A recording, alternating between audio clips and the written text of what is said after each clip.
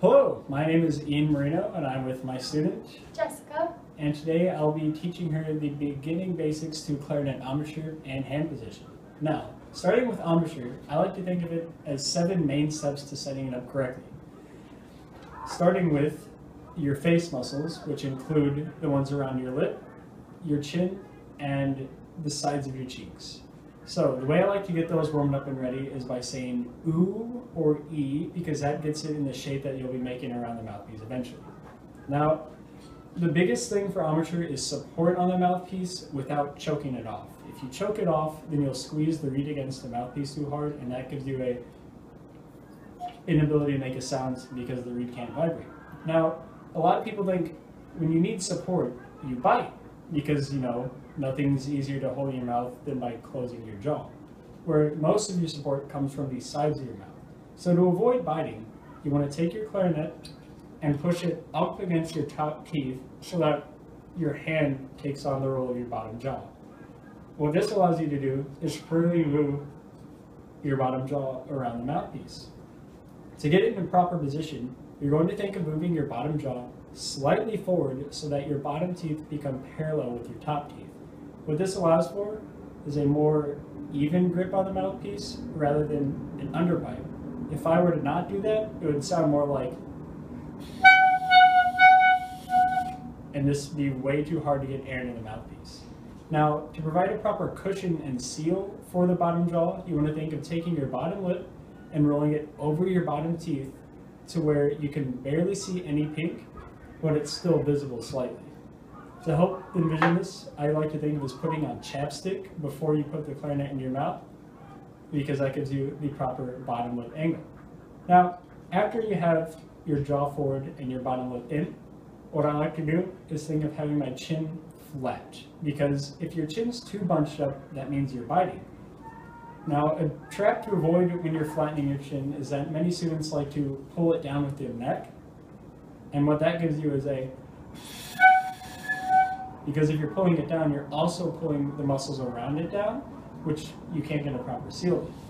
So after you have your chin flat, lip in, jaw forward, comes the corners. Now the corners are probably one of the most important things of the embouchure because that's where most of the support comes from. If you don't have tight corners, then you'll get a really open sound, which is generally something you want to avoid. So things you want to do with the corners of your mouth are move them in towards the mouthpiece, which is where the ooh sound comes in handy. Because if you think of just tightening your corners, then a lot of people pull them to the side like that, which is, once again, you should feel tension in your neck when you're doing it improperly. So if I were to do this and go ooh, then you should get a proper response. Now, so far we've covered everything, the bottom side of your neck and the side, but we haven't covered anything on the top lip. The common misconception is that the top lip is not involved at all because you already have pressure against the top teeth.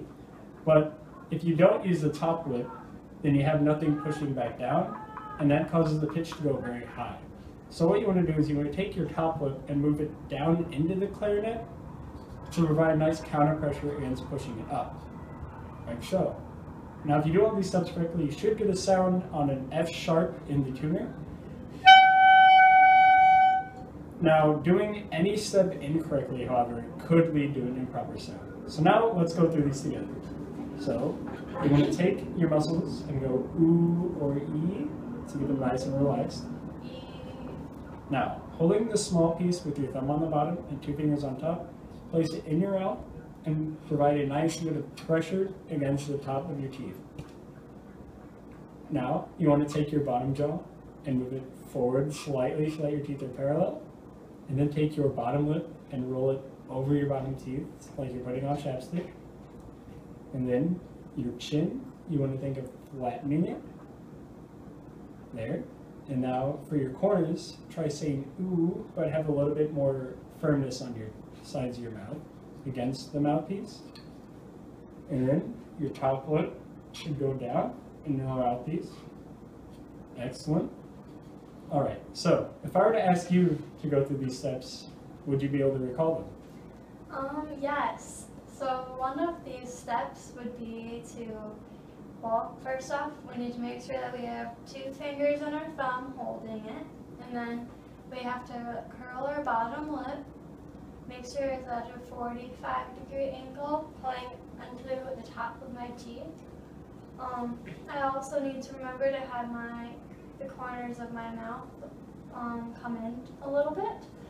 And I'm trying to remember, a flat chin, no more tension in the neck, and I don't know what else. Now see, the one step you forgot was moving the jaw forward slightly, which is a very common step to forget. It doesn't make the biggest difference, but it is definitely noticeable when you're playing the clarinet for a longer time, because it provides just such a nice bit of support that it really helps reduce tension in your neck.